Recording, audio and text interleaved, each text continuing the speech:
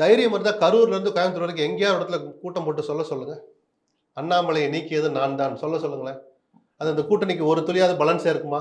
அந்த கூட்டணி பலவீனப்படுத்தும். இன்னைக்கு அந்த கட்சி ஜிலு ஜிலுன்னு கொஞ்சம் இருக்குன்னா அண்ணாமலைனால தான். அவருடைய துடுக்குத்தனத்தினாலேயும் அவருடைய ஆவேசம் கலந்த அரசியல்னாலையும் ஆக்ரோஷமான அரசியல்னாலையும் தான் வளர்ந்துருக்கு. அது பொதுமக்களை முகம் சுளிக்க வச்சு தள்ளி வச்சிருக்கிறது இன்னொரு பார்வை. இன்னைக்கு பல லட்சம் இளைஞர்கள் பிஜேபியில் போய் சேர்ந்தாங்கன்னா அண்ணாமலைங்கிற அந்த தனிநபரை பார்த்து தான். அப்படி ஆதரவு இருக்கிற அண்ணாமலையை நீக்கின வச்சதே நான் தான் தைரியம் தான் போய் சொல்ல முடியுமா? வெளியே சொல்ல முடியாத ஒரு விஷயம் எப்படி சார் சாணக்கியத்தனமா இருக்க முடியும், ராஜதந்திரமா இருக்க முடியும்?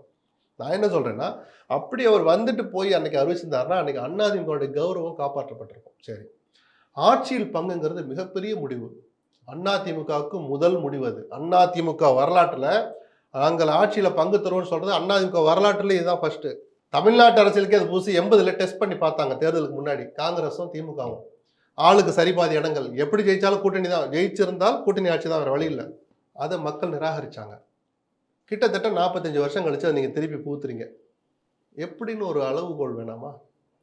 அதிமுக நிர்வாகிகள்கிட்ட முதல்ல விவாதிச்சாரா? யாருக்கிட்ட விவாதிச்சாரு? கூட்டணி பேச்சுவார்த்தை நடக்கிறேன்னு சொன்ன போது இங்க எடப்பாடி நாங்க பேசவே இல்லைன்னாரு. அமித்ஷா டிவி நிகழ்ச்சியில பேசுறாரு, அதிமுகவோட கூட்டணி பேச்சுவார்த்தை நடக்கிறதுன்னு. யாருமே இங்க வாய் திறந்து பேசல.